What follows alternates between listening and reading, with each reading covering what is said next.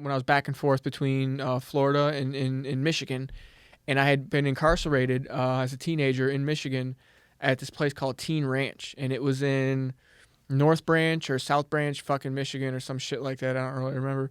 But me and I ended up going there, and I don't remember why I went there. I was like, I think I got caught stealing or breaking into somebody's house, and I had just gotten out of fucking like another Boysville program, so violated my probation, whatever. They sent me to this place. Well, like 3 months after I got there, one of the homies from the neighborhood showed up, and me and him immediately were like, this place is soft. Like they don't lock none of the doors really. There's no fences. It's wide open. You dig what I'm saying? It was just like 3 houses and then like a pond and like a big driveway that went up like this. And it was like a big 200-acre, you know what I'm saying? That was it. There was like 3 like houses where they house different kids. So you guys could see like the openings right away. There was me and my homie were like, dude, and like it's in the middle. Joke, right? It's in the middle of nowhere. Don't you know what I mean? Mind you, it's in the middle of fucking nowhere. But yeah, no, we snuck out the door one night and we caught because the midnight staff, the one that comes in where everybody's sleeping to stay overnight. Well, we knew the one motherfucker used to sleep after a certain time.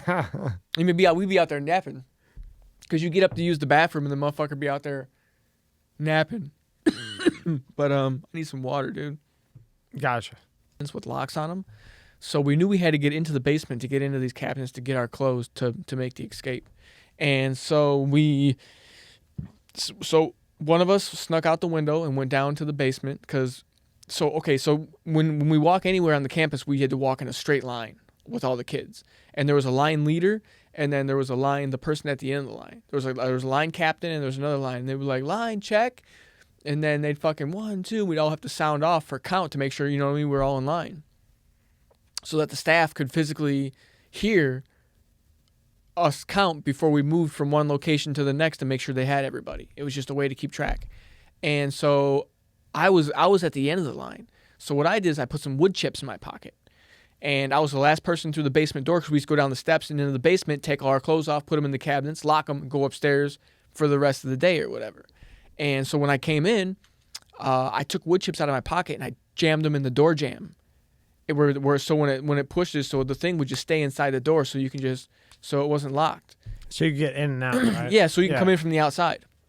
And I did that, and so I jumped out of the window and went down to the basement, came in, and he snuck across because the way you had to do it, you had to come out of this hallway, and there was like a common area, and the outside of the common area, there was a stairs that went down to the basement.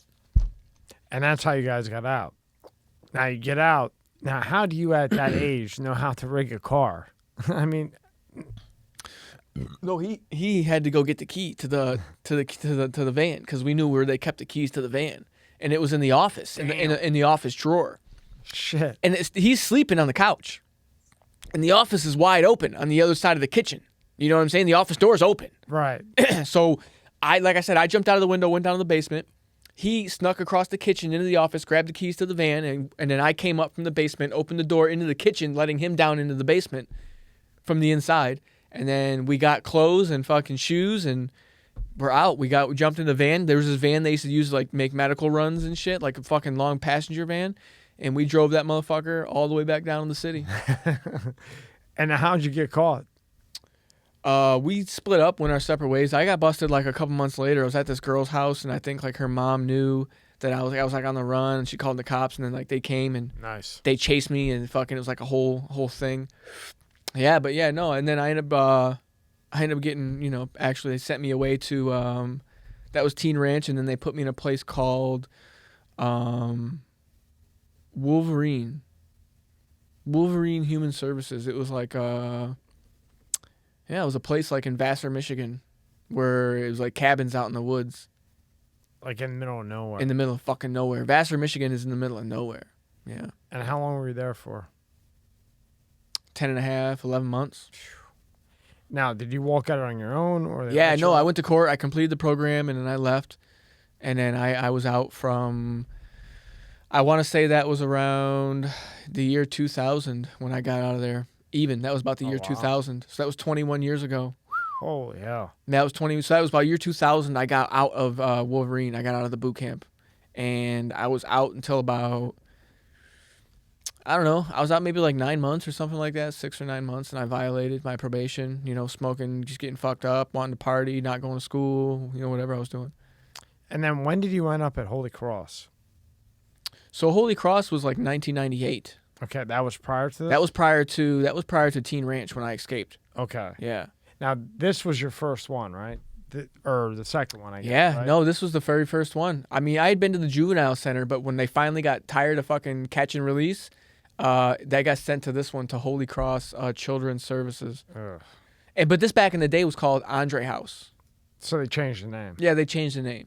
Because of the bad rap, do you think, or what? Well, they made it look really nice. I don't know what happened, man. I mean, I think this is just like a random website. This is their website.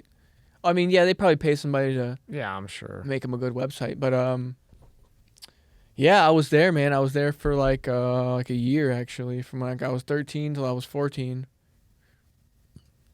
And it was horrible. I mean, total shit. I mean, you've been to prison, Dude, I was in the ghetto, and I was around. Like, listen, when I was 13 years old, I was in there for stealing cars, but like I wasn't like a hardcore gangster. Not at 13.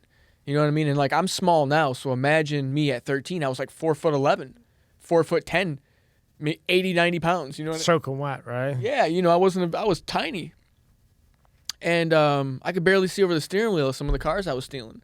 So, imagine me being soft white bread from, you know what I mean, not such a bad neighborhood, and they put me down into the meat grinder with kids that were like between 15 and 18, and these kids were in there for carjacking, violent fucking robberies, assault. Some of them were in there for murder, but they were just so young that they didn't know what to do with them. And this is the late 90s.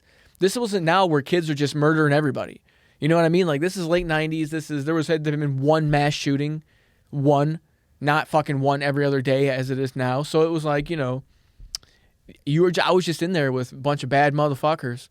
You know what I'm saying? And that's just, I was at that impressionable age where I was like a sponge. I'm soaking everything up. Because you have nobody else at the time. Yeah, I was 13 years old. So you're kind of like grabbing for some type of emotion. I was a baby. Like 13 years is nothing. That's to be alive on this planet, that's nothing. No. And that's when you start to developing, you're like on the borderline of puberty and also developing the brain and everything else. Yeah. So because you didn't have anybody at that time and you've already been through shit prior to this, you're sponging up everything you can get from anybody that will give it to you because you have nobody. I'm learning life lessons from just hardcore fucking gangsters from Detroit. Like young kids that are from like the east side of Detroit, west side of Detroit, and are fucking just out there. Mother and father are crack addicts, you know what I mean? Like just every stereotype you could imagine. I was in there with these kids, you know what I mean? And they were just like the worst of the worst. And that's what I learned everything from. That's where I learned my personality from. The way I view the world, the way I deal with people at a very young age. That's who I was learning from. Now, back then, was Detroit like it is now? It was worse. It was worse than it is now. Oh, listen, man, the late 90s in Detroit. Well, I mean, hey, you came from there. You know more than me. Dude, the late 90s in Detroit was off the fucking... Like, from 96 to 98 in Detroit, that period of time was fucking insane. Worse than right now. Dude, the crack. The crack in Detroit from like the late 90s, in the late 90s. I mean, in the 80s, the crack hit Detroit hard, but in the late 90s, it was an epidemic, man, and it was so crazy. Like, everybody I knew was armed robbers. Everybody I knew was they were jacking. Everybody I knew sold crack. Everybody I knew were armed robbers. Like, every day somebody was getting killed. Like, every day it was like... Something. Every day it was something, bro. What do you think's worse now, like today? Chicago or Michigan, Detroit? I don't know. I mean, I know if we looked up the murder rate right now, they would probably be neck and neck. Neck and neck, right? Mm-hmm. I have a friend that he wouldn't even take his kid to the subway.